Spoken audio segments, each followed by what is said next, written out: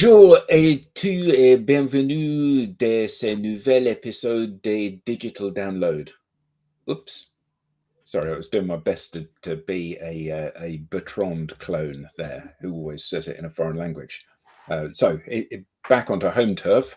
Hello, everybody, and welcome to another episode of the Digital Download, the longest-running weekly business talk show on LinkedIn Live, now officially syndicated or globally syndicated on TuneIn Radio through the IBGR Business Network, the world's #1 news, talk, and strategy radio network. Today, we're going to be discussing the most overlooked vulnerability in any organization's security plan. It's people. And joining us today, we have special guest star Giles O'Halloran, who I didn't put in the green room because there's only 3 of us here today. And he's here to help us with the discussion. So before Giles speaks and we introduce him properly, let's introduce ourselves. Tim. Yes, my name's Tim Hughes. I'm the CEO and co-founder of DLA Ignite. I'm famous for writing the book Social Selling Techniques to Influence Buyers and Changemakers. I'm Adam Gray. I'm Tim's business partner and co-founder of DLA Ignite. And our long-term friend and colleague at times, Giles O'Halloran, is joining us today. Giles is a fractional HR solutionist and strategic advisor, and he's got a really interesting background through HR, military intelligence, and AI technology. So he's a great guy to have with us to help have a conversation around this. So Giles, why don't you first of all introduce yourself and talk a little bit about where you've come from and what you're doing? Thanks very much, both of you, as always, to be invited back. So to add to what you said, yes, I'm a fractional consultant. I don't work full-time, and to be honest with you, I don't have a job. I do work, discrete packets of work or projects, to provide that consulting support. So that could be anything from developing and training HR professionals through to providing HR solutions, through to coaching and being a confidant to HR leaders and also other executives. As well as advising on the implementation of HR technology and career transition. So there's quite a portfolio of things all around people. One of the areas that I do really sort of find fascinating, and that does combine my military reservist and my HR background, is this element of people risk. And combined with an ongoing interest in technologies, you both know from whether my social media days or going back to when I started my career in HR with IBM, that's always been a driving force behind me. So yeah, other than that, I'm a fellow of the CIPD. I lead the Royal Navy's HR professionalisation programme. I've been working over the last year quite a bit with UK police, Home Office, etc., and have also spent 6 years as a contractor consultant at times to Interpol. So quite an interesting and fun background in the work that I've done. Fun background, yeah. It does sound like you're playing for quite high stakes when you do that kind of thing. One of the things that we see, and Tim and I discussed this just the other day, actually, is that there's lots of kind of cybersecurity type work going on in the world, and many of our past clients have been cybersecurity companies. But one of the biggest risks is the people within the organization. So given that you want people to be outward facing, you want them to be engaging with your brand, you want them to be having conversations with prospects, you want them to be out there in this broad digital landscape, what can you do to make sure they don't do silly things? Because once upon a time it was clicking on links, but I guess that the risks with every iteration of digital and AI, the risks and the opportunities for you to get it catastrophically wrong increase. Yeah. So talk us through what can go wrong and how do we stop it from going wrong? Yeah, I've been in a situation as an HR director previously where we had a number of cases come up around social media risks in particular, with what people are posting, to what extent, the audience. And it's been sort of looking at how we sort of not just identify, but measure and mitigate those risks effectively. And therefore, the starting point is, have some form of baseline. Now, that can be a social media policy, and that shouldn't be a punitive policy. It's about how you establish good practice and then providing guidance, training, learning around that, to making sure people can use it confidently, comfortably, and not feel that they're at risk. But if they do make a risk, create a risk, then allow them that open discussion, who they speak to what extent or why, create that connectivity. And I think that if you develop that kind of policy, you treat people as adults, they'll act like adults rather than keeping them like children. The guidance, be mindful of, don't. It's an HR mistake is if there's one error we make or the organization makes or one person makes, we suddenly have to create a policy. No, you don't create a policy for a minority. You create a policy to help the majority. There's always going to be risks, but it's how you measure and mitigate those risks as individual risks. And therefore, another thing you can potentially consider is using across the organization things like business conduct guidelines, getting people to sign up to how they'll behave, how they'll work, but share across the board in terms of what's expected, coach and advise people. Don't control, give them that opportunity to have their voice, but in a way that's sensible. And also make them aware of the reputational risk and the consequences. One of the things that keeps coming up these days is where people's profiles say, my opinions are my own, but then they state their company. Well, I'm sorry, you're putting yourself and your organization at risk by doing so. There's a reputational connection, and therefore you have to be mindful of what you put out there if you're going to wear both banners. I was talking. I did a talk at a AI event recently, and one of the people on the panel, she works in the field of cyber, and she was talking about one of the companies that she worked with, she said that it didn't matter how much she told people not to click on links. I know Adam says, but people still do. Yeah. And she said that 10%. She says they've run course after course after course after course, and people are still clicking on links. Yeah. And she said that they've actually caught people where they've done tests at the end, and they basically sit there and get the intern to do the training, whatever, and they still click on the links. So it's one of those things where in terms of training, how do you make sure, it's a bit like the diet, isn't it? We all know that we need to eat less and exercise more, but we don't do it. And so how is it that we can actually get people to understand that they need to stop doing this? And that goes back to, I think, some things you've highlighted there is that it's understanding human behavior, because you've got to think like the attacker. If we talk about it from an intelligence perspective, we can use what they call OSINT or open source intelligence to go and gather information about organizations. And there's so much stuff online that is geared up towards a phishing attack, which is what you're talking about, whereby they'll target individuals who they know will click it by their behaviors, by their interests. And it was only a couple of months ago I posted on LinkedIn whereby there was one particular group who were actively targeting HR and hiring managers on LinkedIn by looking at the details, because they knew if they clicked on, went bang, we'll go for this. It's a CV or a resume, etc. They know they're gonna go for it. So that's the kind of thing they look for. So I think we've got to be careful about what we do. So it's about sort of mapping the potential risks that are out there, identify them, then develop some of the training and guidance around it to do so. Do some testing. I mean, even the cybersecurity world, they call sandboxing. Let's test some of this, because people learn through their mistakes and create the opportunity, because people will make mistakes. You're not going to get it right every time.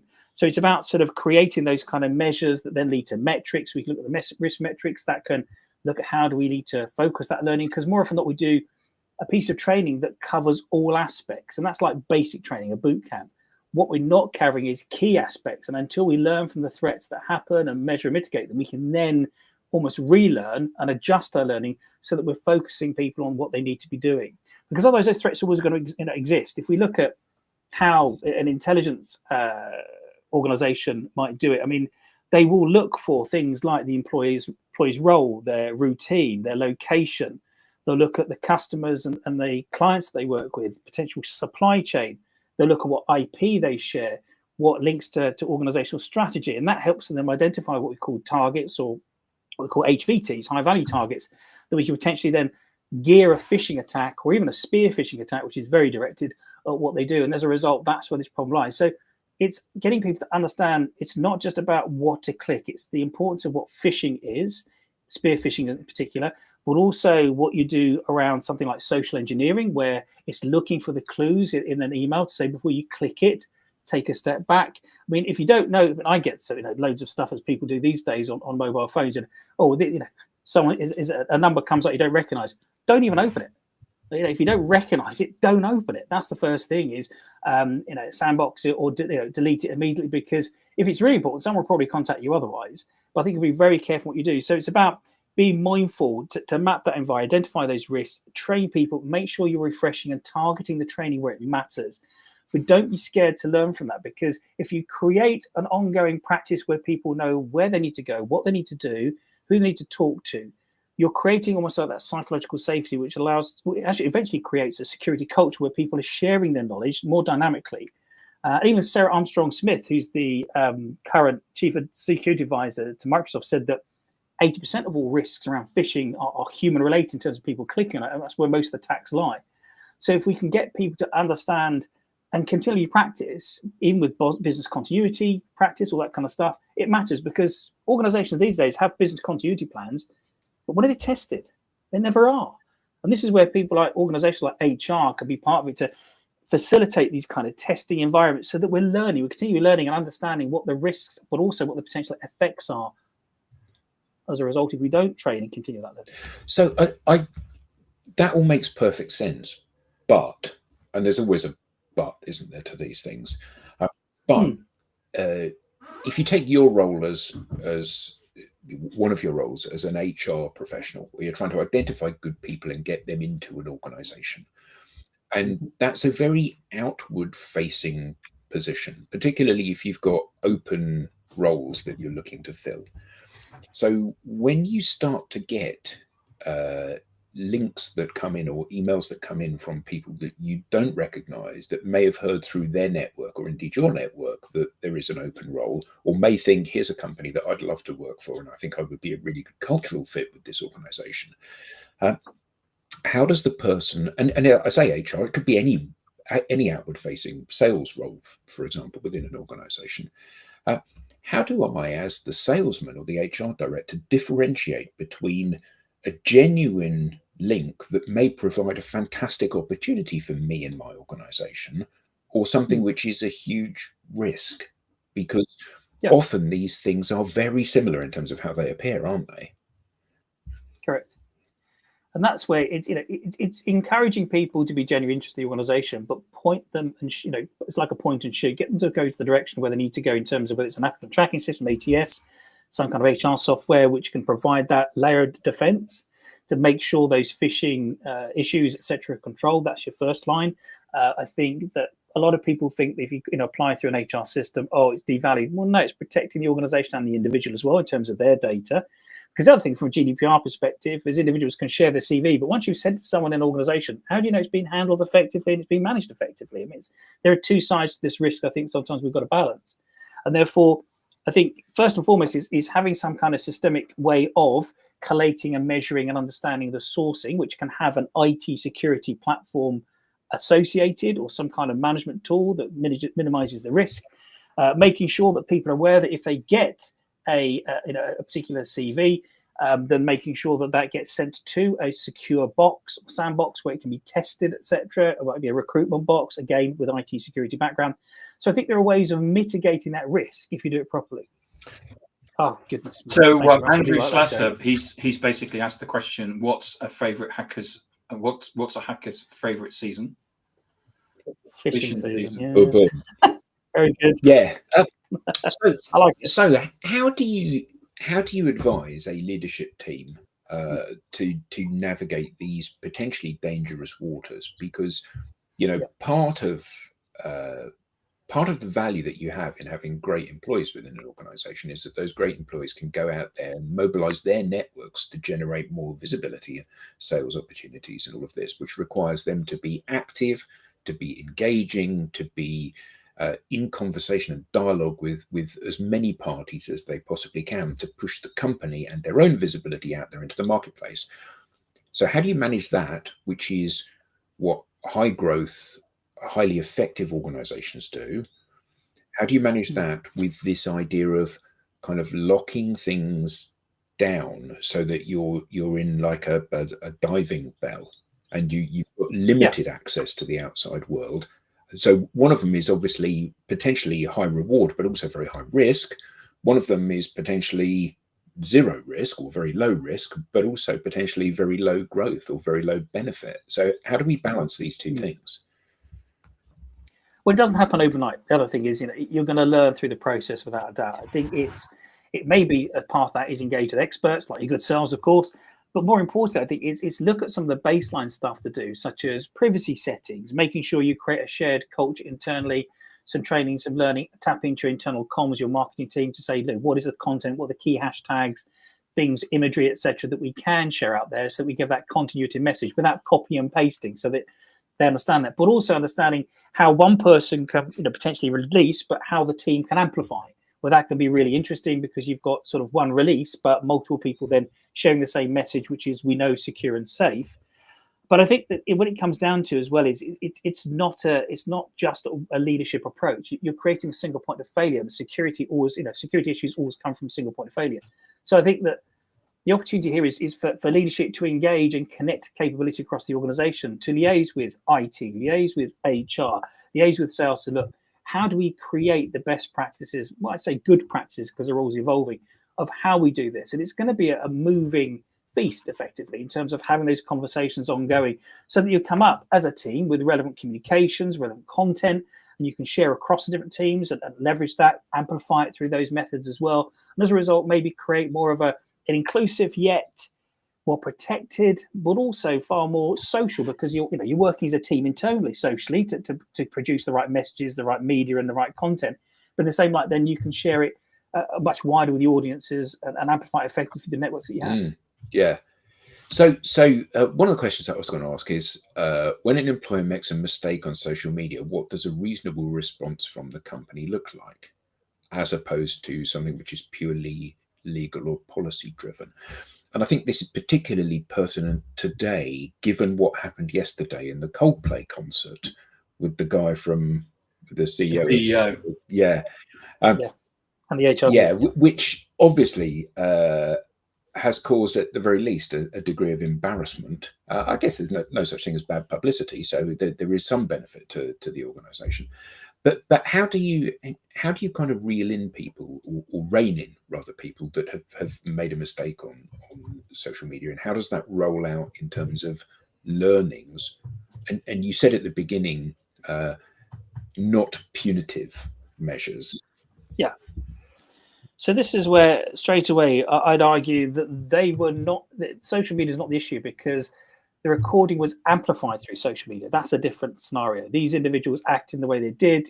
There's an element of human agency, without a doubt. And people have to make choices, and they have to live by them, of course. And that's the problem there. But also, going back to that, I don't think social media effectively was the cause, because it just amplified what was seen. That's what we saw. As for how that's then dealt with, then that's going to depend on the organization's particular values, their policies, how they do that within legal constraints. And those legal constraints also will differ, because if those individuals are based in the US, or they're based in Europe, or they're based in Africa, Middle East, they're going to have different employment law and controls around that. So you've got to respect those as well. But in the same light, it's, even though I think the CEO came out and said, sort of throughout there, well, this is my privacy has been targeted, etc. But there's some truth to it. It's, to what extent you reveal it. But at the end of the day, it's about understanding that public image, and you wear that out the organization. And when it comes to punitive responses, yes, they're going to have to be some conversations. But how far do you go when this is in a public setting? There might be a senior leadership, but this is a very private relationship. How intrusive can you be, and to what extent, and how much does that represent a risk? I think, again, needs to be taken into account within each legal limit that's required by the country, also whatever are the ethics and practices. And the way I always look at it and help managers from a risk assurance mindset is there are 3 layers to look at any way you deal with any situation, whether it's social media related or otherwise, as a simple sort of coverall. And the 3 layers I look at, which is effectively 3 layers of assurance, is first and foremost legal. Look at what is the legal scenario, how should you deal with it, is there a breach, whatever, deal with that, because if you stay legal in everything you do, then you're protected. The second layer of defense is ethical, and ethics change depending on the context, the environment, or even potentially the culture.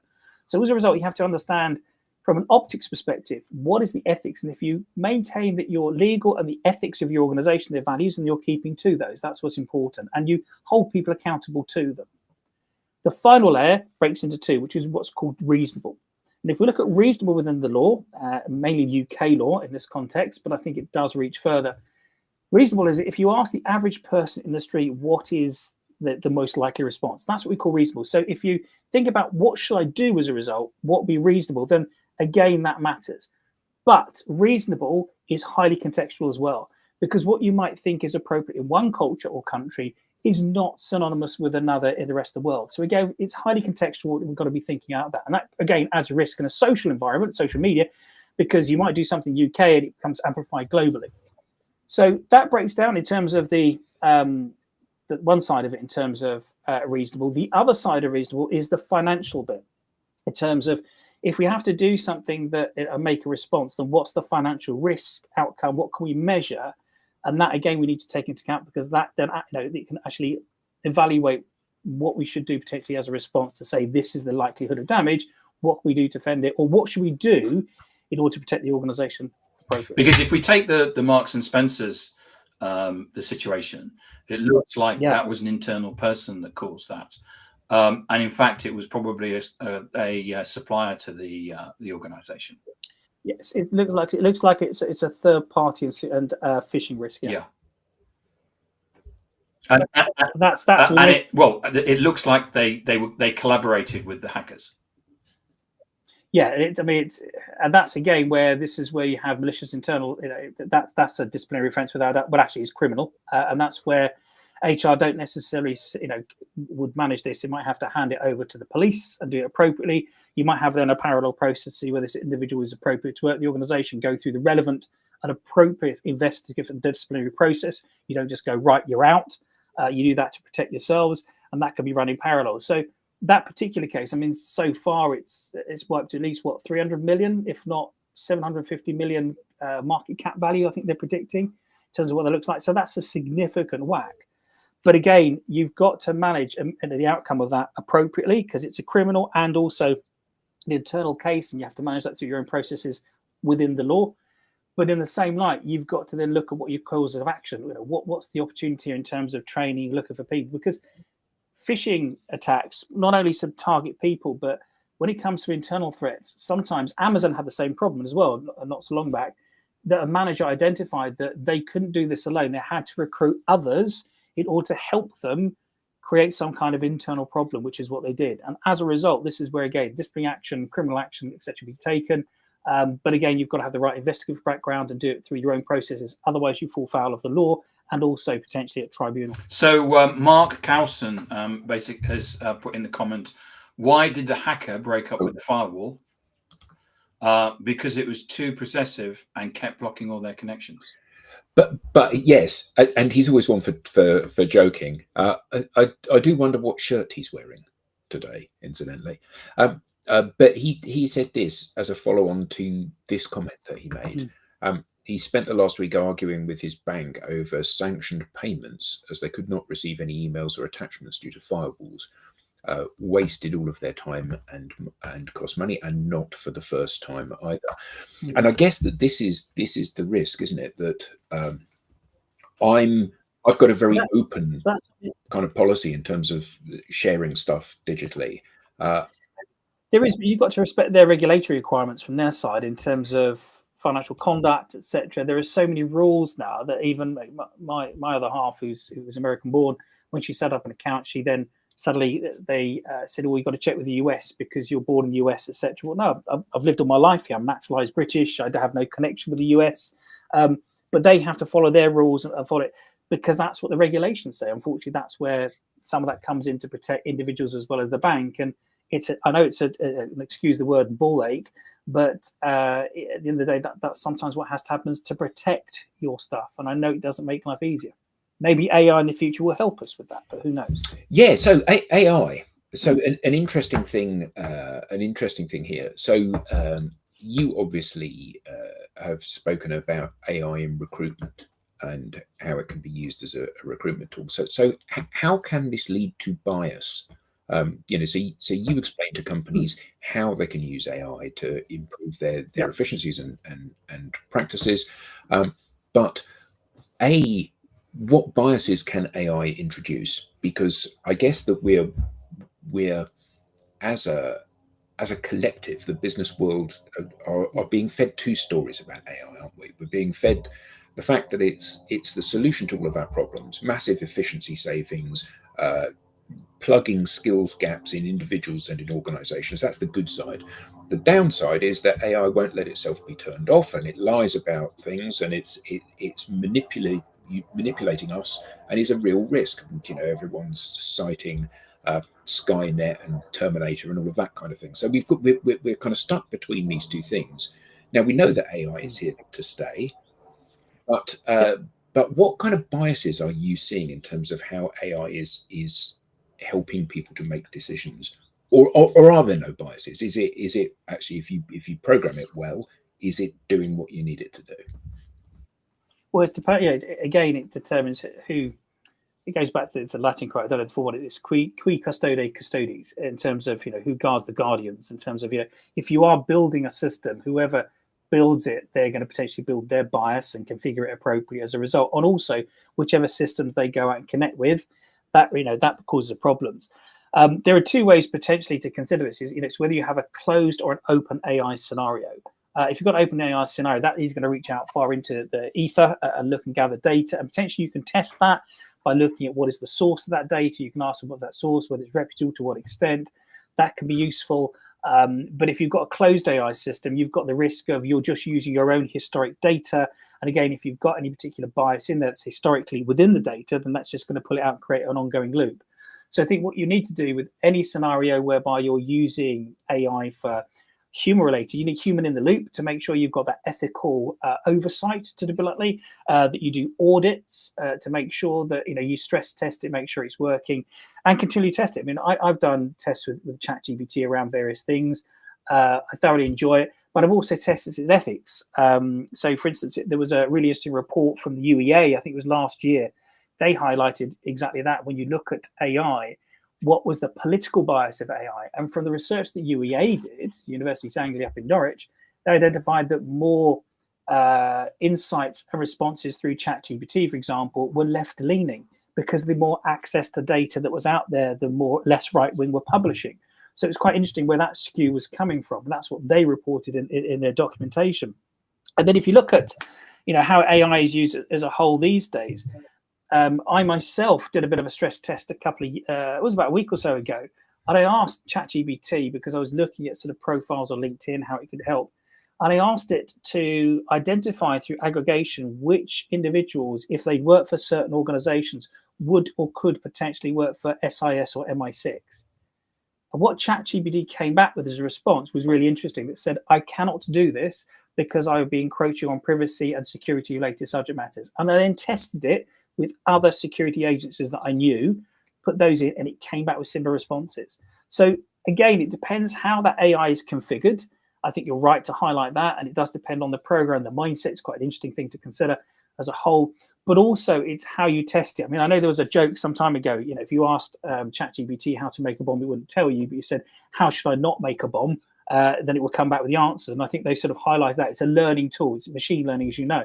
So again, I think we've got to be careful how we use it, but I think there are some configurations built in, but might be mindful to stress test your answers, because I think I'm finding myself now, I get good, quick answers through ChatGPT maybe, but I'll then go to Google to sense check through other sources to make sure it's accurate and relevant and get a balanced opinion. So I think it's therefore using our human brain and evaluation to make sure that we minimize the bias by assessing and critically analyzing that data that's being shared that really matters. Yeah, which brings up a really interesting kind of human failing.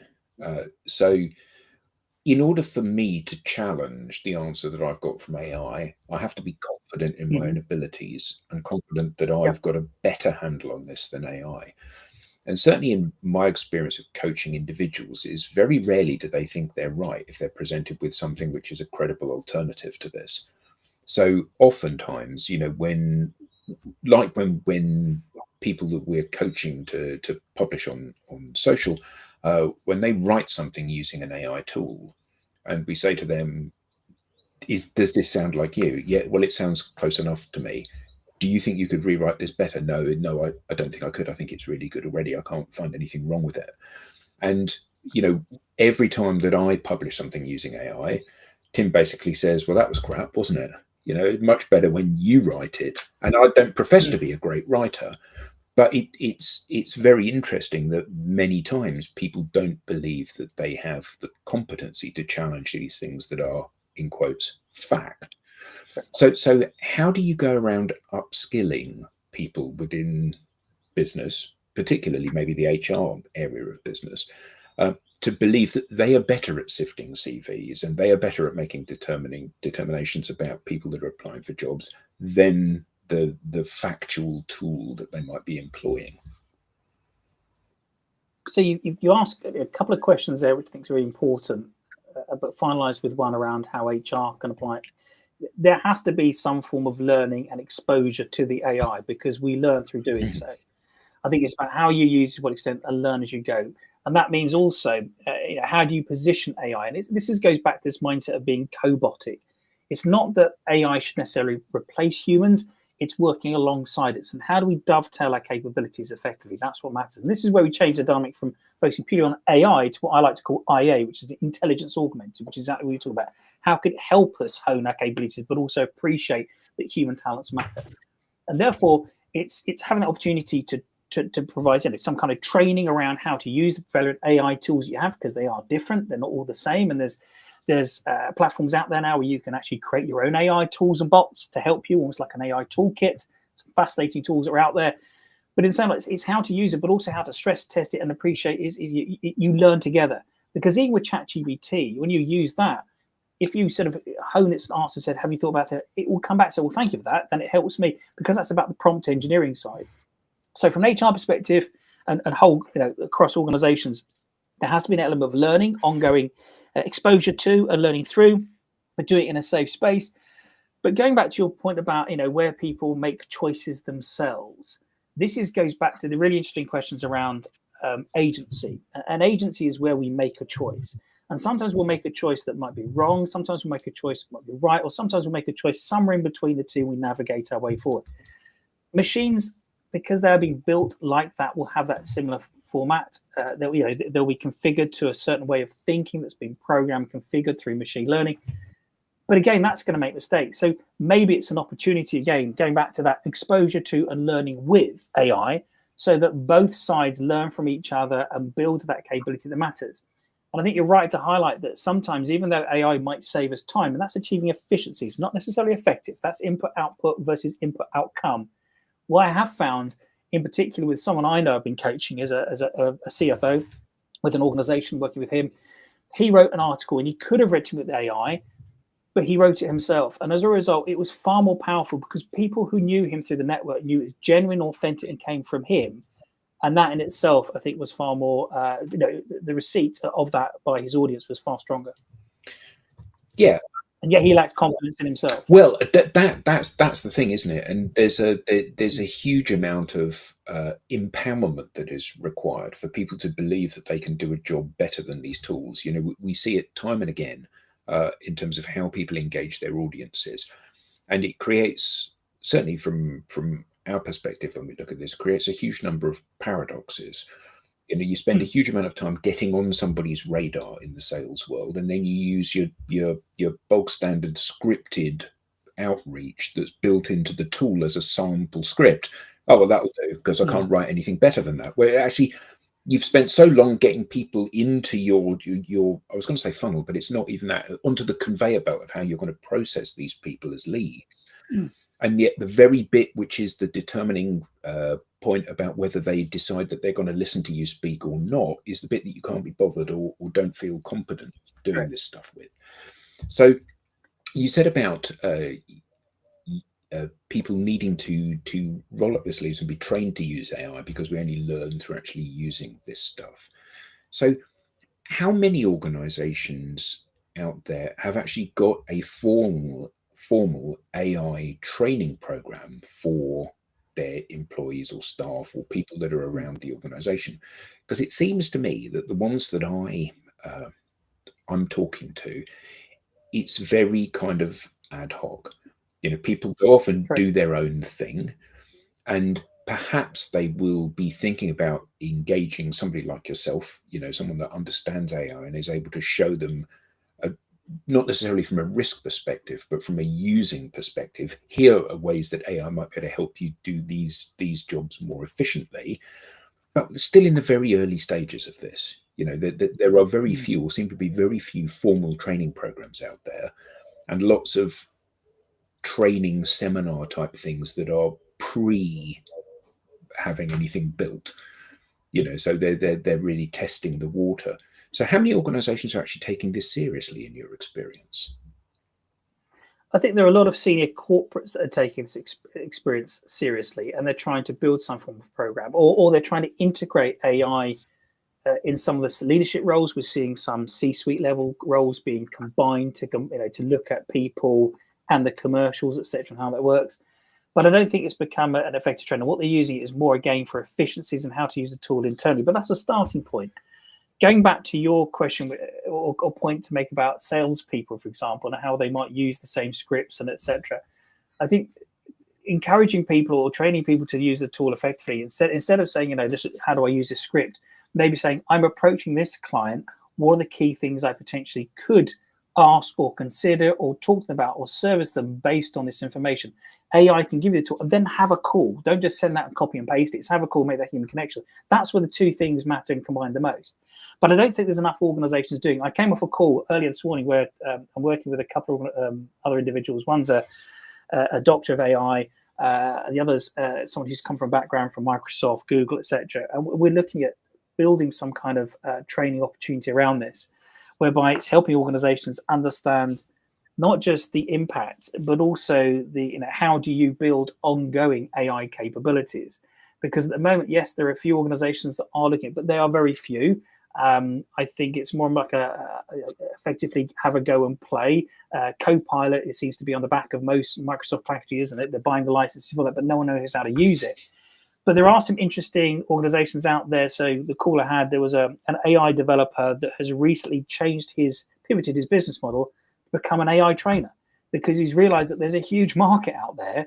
How can he develop the capability? So I think at the moment you're going to see some moves in that direction. But the problem is, if you've got an L&D in your training team who aren't AI capable, then there's a gap in that capability that they can't teach it. So I think initially it's about going to external partners who might be specialists in the field and contracting them in, but also training and developing an L&D team to support. That's the only route I'm seeing at the moment that might be viable as a starting go. Yeah, so we've got an interesting question here from Lawrence. At what point does human advantage come into play as AI becomes so common?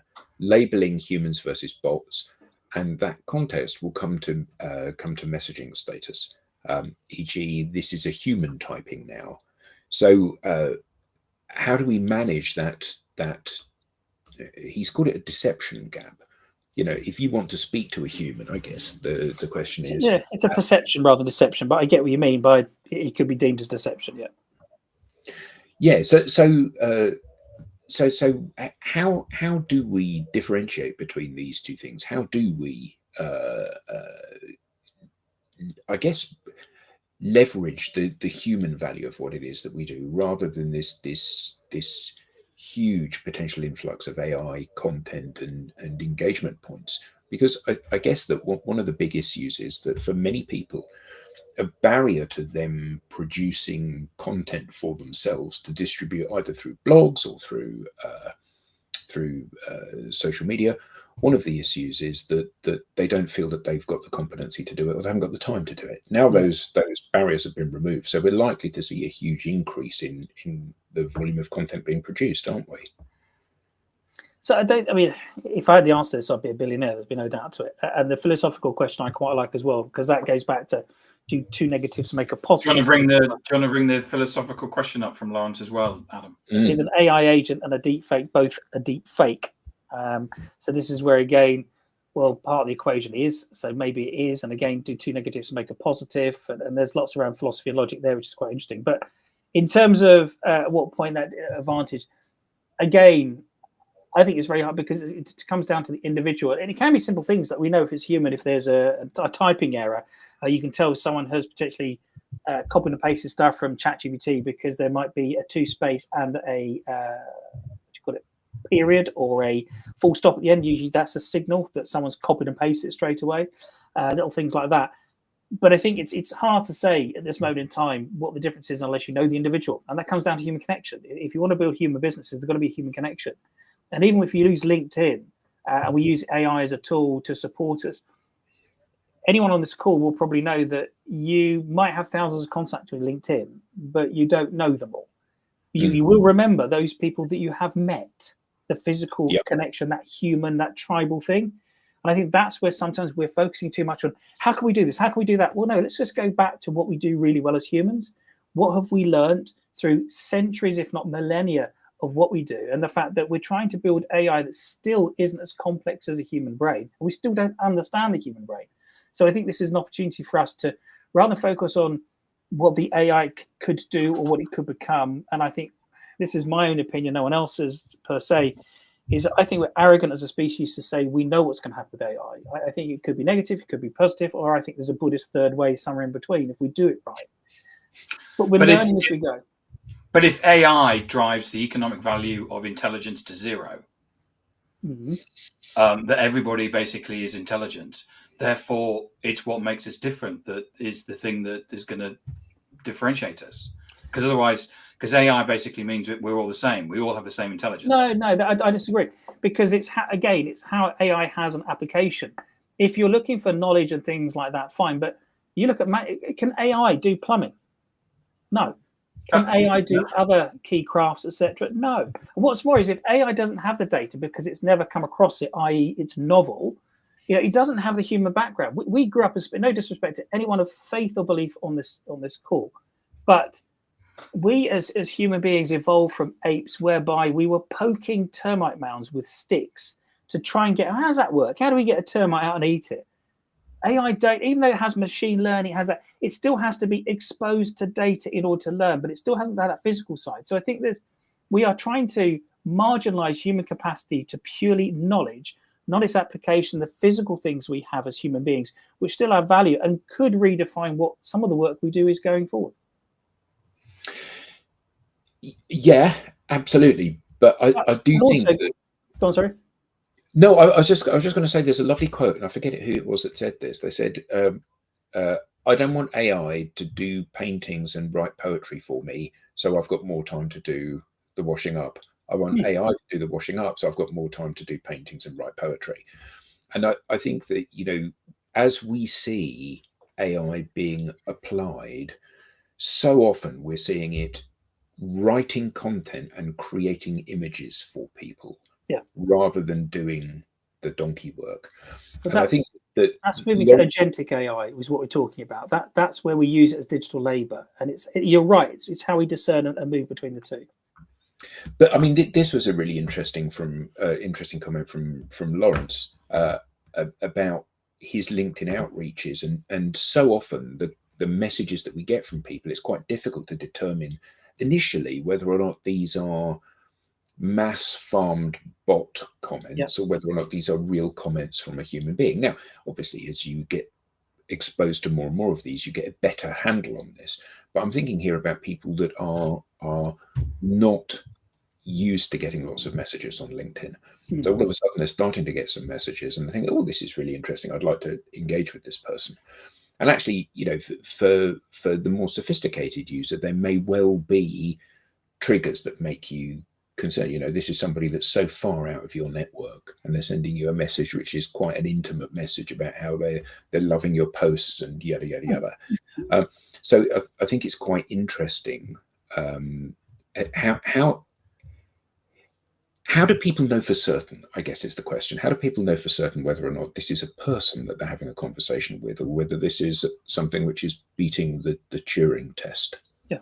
And that's where, again, maybe it's come down to human intuition, which you can't put into a machine, which is understanding that if I don't have a link to this person and it's suddenly come out of nowhere, let's be a bit cautious here on where it's and they've offered me £1 million with no well, we did.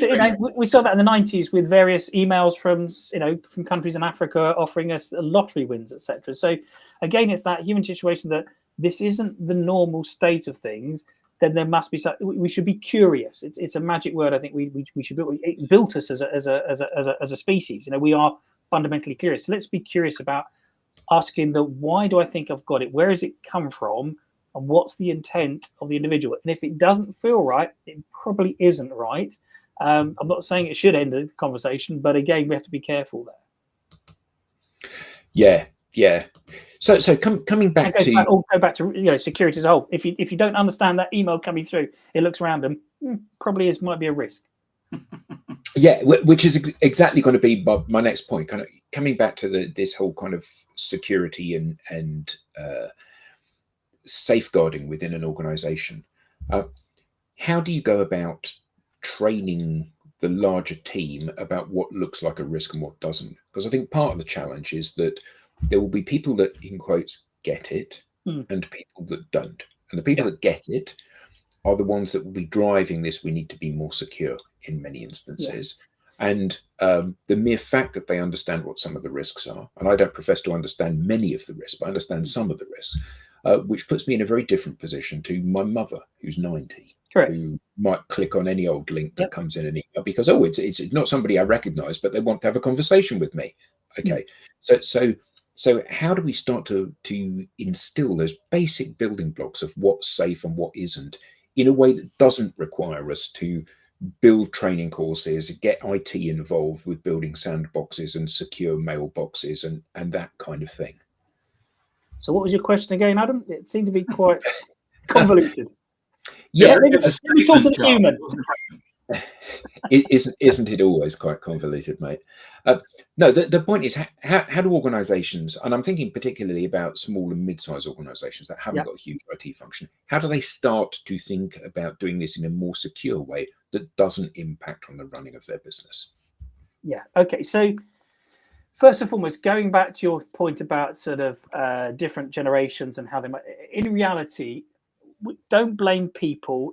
Don't blame the technology. It's people. It's about behaviors.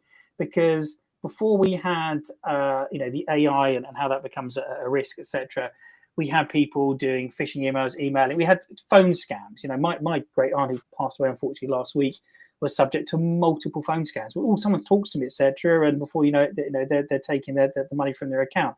Before that, we had people making prank calls, on phones, etc. All this, it's not the technology, it's the people behind. We have to understand it's behavior driven. So when it comes to sort of small organizations, it's understanding human behavior. And I think you can't just wait for something to happen. It's look to how you can train and look at opportunities for your people. And whether it's engaging a third party externally, look at your own internal capability. Even as a small organization, it's still a risk. It's a significant risk. And it's identifying from your own experience. In other words, it's look at the types of threat you might be there and what type of threats are out there, what they need to do in terms of the types of employees involved. Because again, most organizations have more than one type of employee. You might have a full-time employee, full-time contractor, contractors, freelancers. Well, they're all affected. But also the nature of the work they do, where they do the work, because if you're working from an office, that is one threat environment. But working from a coffee shop, that's a completely different threat environment where there are risks, etc., which are associated. So providing guidance around that. But they need to know the right process, the right policy, and the right people to reach out to when things go wrong, and provide that guidance, provide it as simple as possible so that you can effectively minimize and mitigate that risk. I think those things that happen, those things that matter, that will prevent things happening. But it does mean being proactive. I don't think it's necessarily one thing, because ongoing, you've got to refresh that. You've got to look, again, build metrics to look at where are these risks coming from, where they're most likely, how can we build some learning or specialists around that, especially support.